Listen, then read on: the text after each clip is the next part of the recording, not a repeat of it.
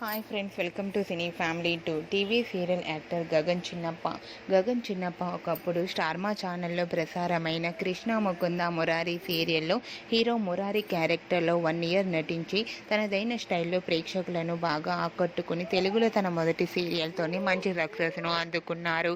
గగన్ చిన్నప్ప ప్రస్తుతం కన్నడలో సీతారామ అనే సీరియల్ షూటింగ్లో పాల్గొంటూ బిజీగా ఉంటున్నారు.